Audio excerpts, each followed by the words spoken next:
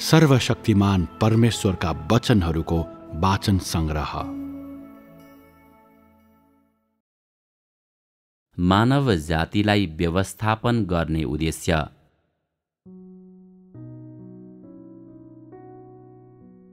यदि मानिसहरूले मानव जीवनको सही मार्ग र मानव जातिका निम्ति परमेश्वरको व्यवस्थापन योजनाको उद्देश्य साँचो र स्पष्ट रूपमा देख्न सके भने तिनीहरू आफ्नो व्यक्तिगत भविष्य र नियतिलाई खजानाको रूपमा आफ्नो हृदयमा समातेर राख्दैनन्। तब तिनीहरूले आफ्ना बाबुआमाको सेवामा चासो राख्ने छैनन्, जो सुँगुर र कुकुरहरूभन्दा खराब छन्। के मानिसको भविष्य र नियति ठिक पत्रुसका वर्तमान समयका तथाकथित आमा बाबुहरू होइनन् र? तिनीहरू मानिसका देह र रगत जस्ता छन्। देहको गन्तव्य र भविष्य के हुनेछ? के यो जीवित छँदै परमेश्वरलाई देख्न पाउने अवस्था हुनेछ कि मृत्युपछि प्राणले परमेश्वरलाई भेट्ने अवस्था हुनेछ? के देह भोलि महासङ्कटको ठूलो भट्टीमा समाप्त हुनेछ कि अग्निकुण्डमा?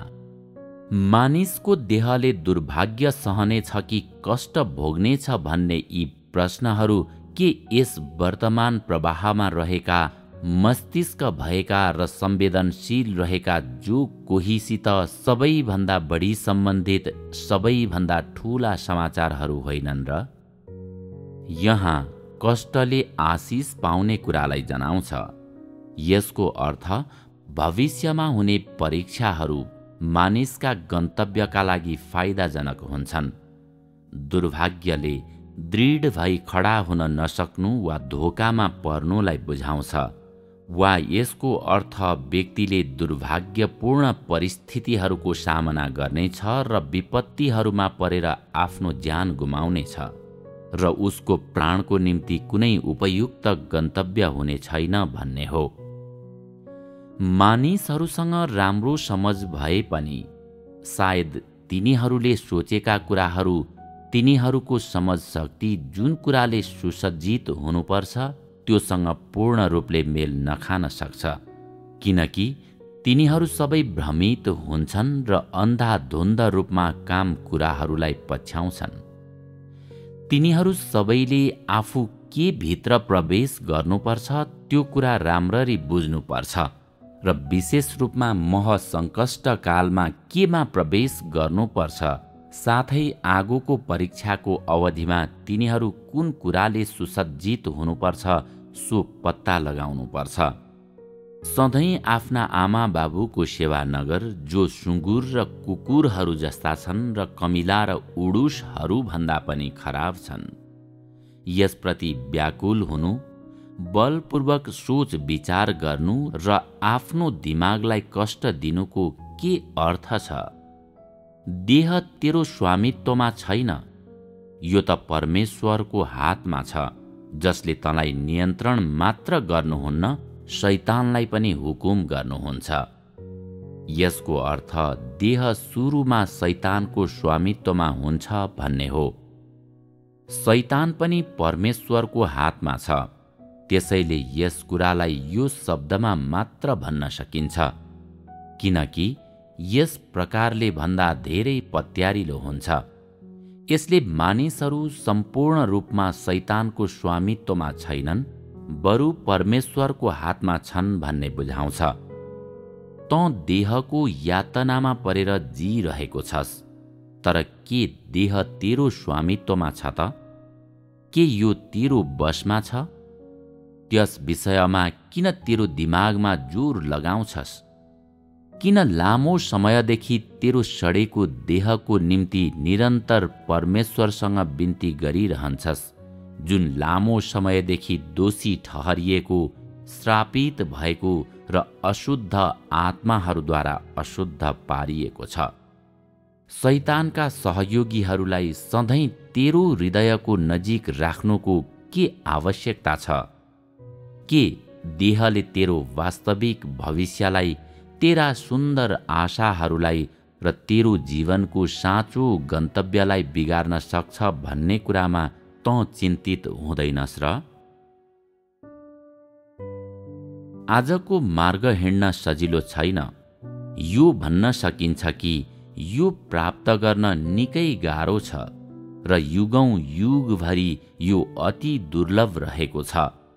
तैपनि मानिसको देह मात्रै पनि उसलाई बर्बाद पार्न पर्याप्त हुन्छ भनी कसले सोचेको थियो र? आजको काम अवश्य नै वसन्तको झरी जस्तै अनमोल छ र मानिसप्रति परमेश्वरको दया जत्तिकै मूल्यवान छ। तैपनि यदि मानिसले उहाँको वर्तमान कामको उद्देश्य जान्दैन भने वा मानव जातिको सार बुझ्दैन भने यसको अनमोलता र बहुमूल्यताको कुरा कसरी गर्न सकिन्छ? देह मानिसहरूको स्वामित्वमा हुँदैन, त्यसैले यसको वास्तविक गन्तव्य कहाँ हुनेछ भनेर कसैले पनि स्पष्ट रूपमा बुझ्न सक्दैन। तैपनि तैँले यो राम्ररी जान्नु पर्छ कि सृष्टिका प्रभुले सृष्टि गरिएको मानव जातिलाई त्यसको सुरुको स्थानमा फर्काउनु हुनेछ र तिनीहरूको सृष्टिको समयदेखिको मूल स्वरूप पुनर्स्थापित गर्नुहुनेछ। उहाँले मानिसभित्र फुकिदिनु भएको सास पूर्ण रूपमा फिर्ता लिनुहुनेछ, हड्डी र मासुलाई फेरि कब्जा गर्नुहुनेछ र सबै थोकलाई सृष्टिका प्रभुमा फर्काउनुहुनेछ।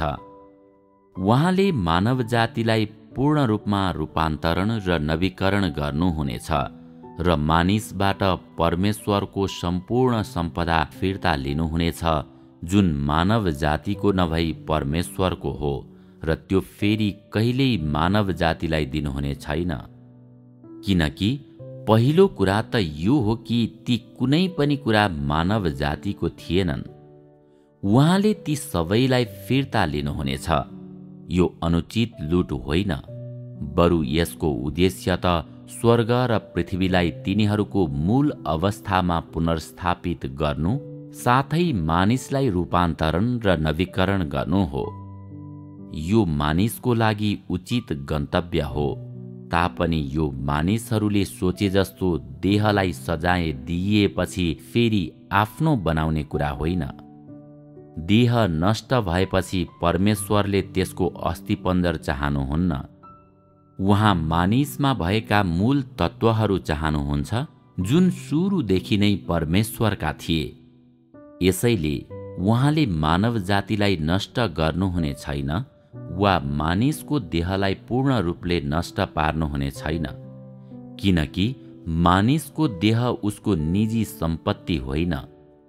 यो त मानव जातिलाई व्यवस्थापन गर्नुहुने परमेश्वरको अतिरिक्त भाग हो। उहाँले आफ्नो आनन्दका लागि मानिसका देहलाई कसरी नष्ट पार्न सक्नुहुन्छ र? अहिलेसम्म के तैँले एक पैसा मूल्य पनि नपर्ने आफ्नो देहलाई वास्तवमै सम्पूर्ण रूपमा छोडेको छस्? यदि तैँले आखिरी दिनहरूको कामको 30% मात्रै बुझ्न सकिस् भने तैँले अहिले जसरी आफ्नो देहको सेवा गरिरहँदैनस् वा सन्तानको भक्ति कायम गरिरहँदैनस्, तेरो देह त धेरै वर्षदेखि भ्रष्ट रहेको छ। तँलाई के थाहा स्पष्ट हुनुपर्छ भने मानिसहरू अहिले अभूतपूर्व अवस्थामा विकसित भएका छन् र तिनीहरू अब इतिहासका पाङ्ग्राहरू जस्तै अगाडि बढ्ने छैनन्। तेरो ढुसी परेको देह लामो समयदेखि झिँगाहरूद्वारा ढाकिएको छ। त्यसैले परमेश्वरले आजको दिनसम्म अघि बढ्न दिनुभएको इतिहासका पाङ्ग्राहरूलाई यसले कसरी उल्टाउन सक्छ? आखिरी दिनहरूको शान्त रूपमा चल्ने घडीलाई यसले फेरि कसरी टिकटिक गर्ने बनाउन र त्यसका काँटाहरूलाई घडीकै दिशामा चल्ने बनाउन सक्छ? यसले बाक्लो कुहिरोमा ढाकिएको संसारलाई कसरी रूपान्तरण गर्न सक्छ? के तेरो देहले पहाड पर्वत र नदी नालालाई पुनर्जीवित पार्न सक्छ? तेरो शरीर जसको थोरै मात्र काम छ, के त्यसले साँच्चै तैँले अति नै चाहेको मानव संसार पुनर्स्थापित गर्न सक्छ? के तँ आफ्ना सन्तानलाई साँच्चै मानव प्राणी बन्ने शिक्षा दिन सक्छस्? के तैँले अहिले यो कुरा बुझिस् तेरो शरीर वास्तवमा के को स्वामित्वमा छ? मानिसलाई मुक्ति दिनु, मानिसलाई सिद्ध पार्नु र मानिसलाई रूपान्तरण गर्नुको परमेश्वरको सुरुको अभिप्राय भनेको तँलाई एउटा सुन्दर मातृभूमि दिनु वा मानिसको देहलाई शान्तिपूर्ण विश्राम दिनु भन्ने थिएन। यो त उहाँको महिमा र उहाँको गवाहीको लागि मानव जातिको भविष्यको अझ उत्तम आनन्दका लागि र यसरी तिनीहरूले चाँडै विश्राम गर्न सकुन् भन्ने अभिप्रायको लागि थियो। अझै पनि यो तेरो देहको निम्ति थिएन, किनकि मानिस परमेश्वरको व्यवस्थापनको पुँजी हो र मानिसको देह अतिरिक्त वस्तु मात्रै हो। मानिस आत्मा र शरीर दुवै भएको एक वस्तु हो, जबकि देह नष्ट भएर जाने वस्तु मात्र हो। यसको अर्थ देह व्यवस्थापन योजनामा प्रयोग गरिने एउटा साधन हो भन्ने हुन्छ। तँलाई थाहा हुनुपर्छ कि परमेश्वरद्वारा मानिसहरूलाई सिद्ध र पूर्ण बनाउने र मानिसहरूलाई प्राप्त गर्ने कार्यले तिनीहरूका देहमा तरवार र चोटहरू, अन्त्यहीन दुःख, जलन, क्रूर न्याय, सजाय र श्रापहरू अनि असीम परीक्षाहरू बाहेक अरू केही ल्याउँदैन।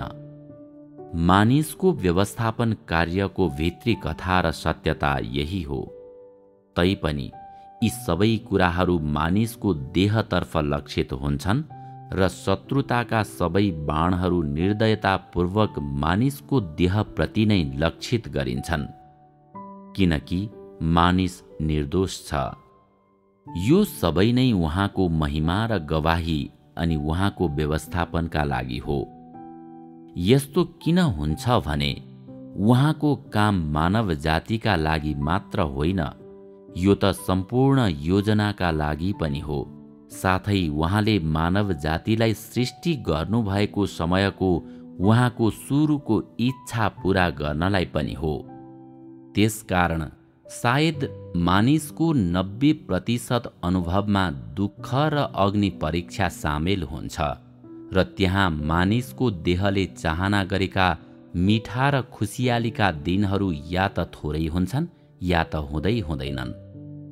मानिसले देहमा परमेश्वरसित सुन्दर समय बिताउँदै खुसीका क्षणहरू अनुभव गर्न सक्ने त झन् कुरै आउँदैन। देह फोहरी छ, त्यसैले मानिसको देहले जे देख्छ वा जे उपभोग गर्छ त्यो परमेश्वरको सजाय बाहेक अरू केही हुँदैन, जसलाई मानिसले अनुपयुक्त पाउँछ। यस्तो लाग्छ त्यसमा सामान्य अनुभूतिकै अभाव छ।